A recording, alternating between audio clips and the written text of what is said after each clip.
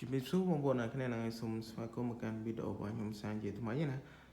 សម្រាប់ថ្ងៃនេះដែរខ្ញុំចង់មកបង្ហាញបងប្អូនអ្នកគ្នានៅរបៀបដូរលុយ Smart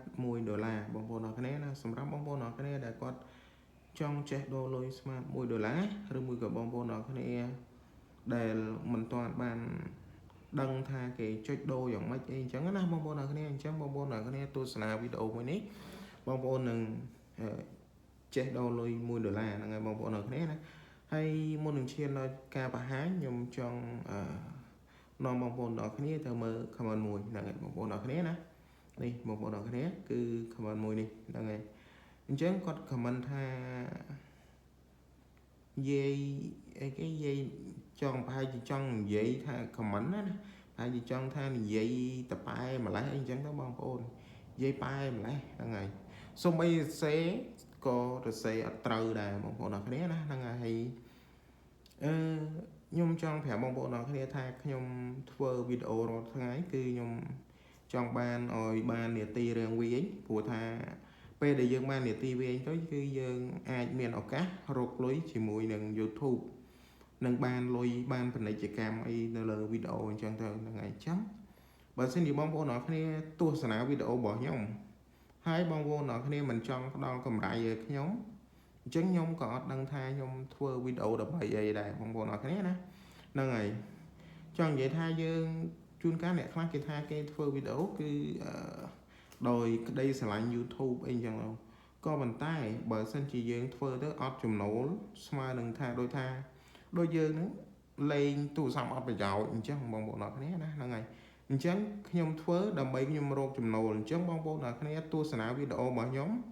បងប្អូនអ្នកគ្នាអាចចេះដូរលុយអញ្ចឹងណាបើសិនជាបងប្អូនអ្នកគ្នាអត់ចេះដូរលុយ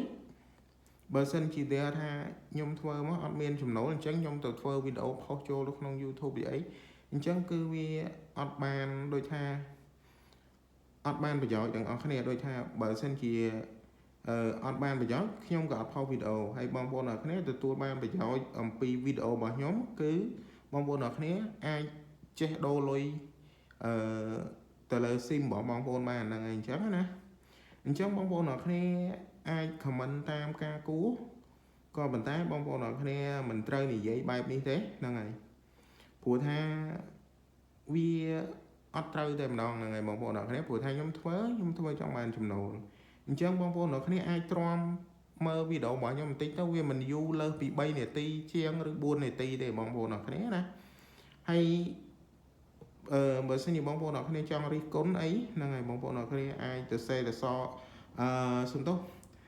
ទៅសេអសឲ្យត្រូវបន្តិចមកបងប្អូនអ្នកគ្នាហ្នឹងហើយអញ្ចឹងព្រោះថាវាប្រមាអានដែរហ្នឹងហើយហើយផ្ដាំទៅម្ចាស់ comment ផងហ្នឹងហើយអញ្ចឹងថ្ងៃនេះខ្ញុំចង់មកបង្ហាញបងប្អូនអ្នកគ្នានៅរបៀបដូរលុយ Smart $1បងប្អូនអ្នកគ្នាណាដើម្បីដូរលុយ Smart $1បានគឺយើងចូលមកកាន់កន្លែងខលចេញខលចូលទាំងមកហើយយើងគ្រាន់តែចុចផ្កាយ17កត់ផ្កាយបងប្អូនអ្នកគ្នាណាហើយលេខ100សុំទោសបងប្អូនអ្នកគ្នាលេខ100ត្រង់ជ្រូកបញ្ជូនបងប្អូនអ្នកគ្នាគឺផ្កាយ17កត់ផ្កាយលេខ100ត្រង់ជ្រូកបញ្ជូនពេលដែលបងប្អូនទាំងអស់គ្នាបញ្ជូនទៅខាងក្រុមហ៊ុននឹងគេនឹងតម្លាក់សារឲ្យយើងហើយបងប្អូនអ្នកគ្នាណាហើយបើសិនជាបងប្អូនអ្នកគ្នាចង់ច្បាស់គឺបងប្អូនអ្នកគ្នាអាចចុចឆែកលុយមកគឺផ្កាយ1201ត្រង់ជ្រូកបងប្អូនអ្នកគ្នាណាផ្កាយ1201ត្រង់ជ្រូកបងប្អូនអ្នកគ្នាបញ្ជូនទៅវានឹងលោតផ្ទាំងមួយឯងបងប្អូនអ្នកគ្នាណាហ្នឹងហើយនេះគេនឹងលោតផ្ទាំងមួយបែបហ្នឹងគឺគេថាលុយយើងមានប៉ុន្មានដូចលុយរបស់ខ្ញុំនេះគឺមាន5សេនបងប្អូនអ្នកគ្នាណាហើយសពលភាពគឺ2025ខែ12ដោយសារនេះគឺជា SIM របស់ខ្ញុំបងប្អូនអ្នកគ្នាណាហ្នឹងហើយអញ្ចឹងសម្រាប់វីដេអូរបស់ខ្ញុំមានតែប៉ុណ្្នឹងទេអរគុណច្រើនសម្រាប់ការតាមដានវីដេអូមួយនេះតាំងពីដើមរហូតដល់ចប់